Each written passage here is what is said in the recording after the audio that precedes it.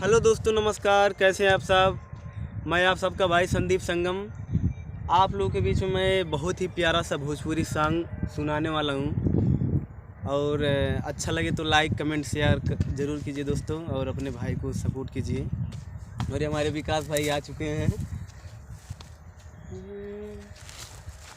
कि असरा के फूलवा झरी जाला, मनवा आँख बिना कुलाला। असरा के फूलवा झरी जाला, मनवा आँख बिना कुलाला।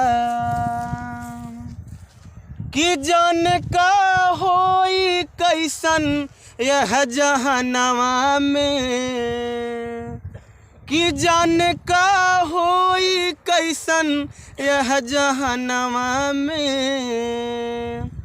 कि विधन ज्योति ओ नदी हले बनाया नवा में, विधन ज्योति ओ नदी हले बनाया नवा में। कि असरा के फूलवा झरी जाला, मनवा आँख बिना कुलाला। असरा के फूलवा झरी जाला, मनवा आँख बिना कुलाला।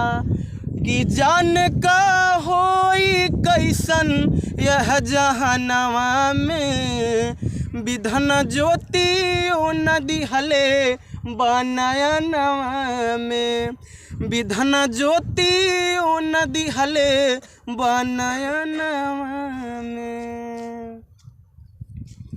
कि हरियर पियर लाल रंग के सुघर कहे सब कोई, हरियर पियर लाल रंग के सुघर कहे सब कोई।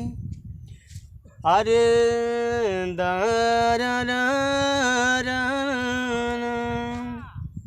कि सूरज से उजियार चाँद के सुघर कहे सब कोई।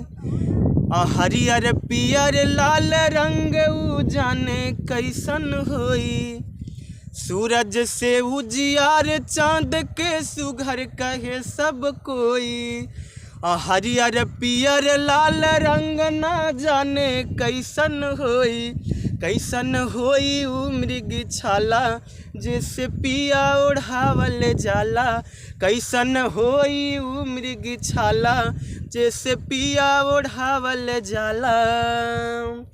कि कैसन लागत होई है दुल्हन गवनवा में, कि कैसन लागत होई है दुल्हन गवनवा में। विधन ज्योति ओ नदी हले बनाया नवा में, विधन ज्योति ओ नदी हले बनाया नवा में।